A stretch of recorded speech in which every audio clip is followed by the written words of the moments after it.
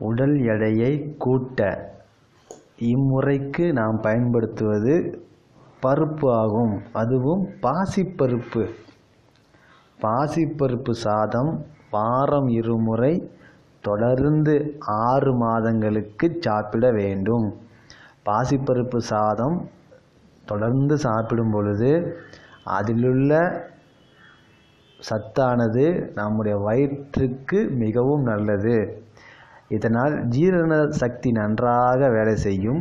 ஜீரண உறுப்புகள் அதாவது பாங்கிரியாஸ் அதன் உமிழ்நீர் நன்றாக சுரந்து உடலிலுள்ள தசைநார்களுக்கு தேவையான நிணநீரை கொடுத்து உடலை வலுவாகவும் ஆரோக்கியமாகவும் அழகான மசில்ஸை உருவாக்கும். இதனை 6 மாதம் தொடர்ந்து வாரம் 2 முறை மதிய உணவு பருப்பு சாதமாக, அதுவும் பாசிப்பருப்பு சாதம் சாப்பிட வேண்டும். தொடர்ந்து சாப்பிட்டு வாருங்கள். உடல் நன்றாக ஆரோக்கியமாக மெதுவெதுவென்று புஷ்டியாக வரும். இதற்காக யாரும் பருப்பு சாதத்தில் நெய்யோ நல்லெண்ணெயோ தேங்காய் எண்ணெயோ ஊற்ற வேண்டாம்.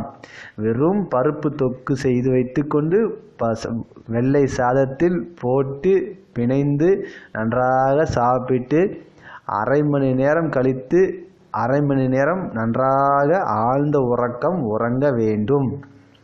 இதனை செய்து பாருங்கள். உடல் நன்றாக இருக்கும், மனம் நிம்மதி அடையும். இதில் ஏதேனும் சந்தேகங்கள் இருந்தால் என்னை அழைக்கவும். செந்தில்குமார், சென்னை பூந்தமல்லி, 9840810382. நன்றி.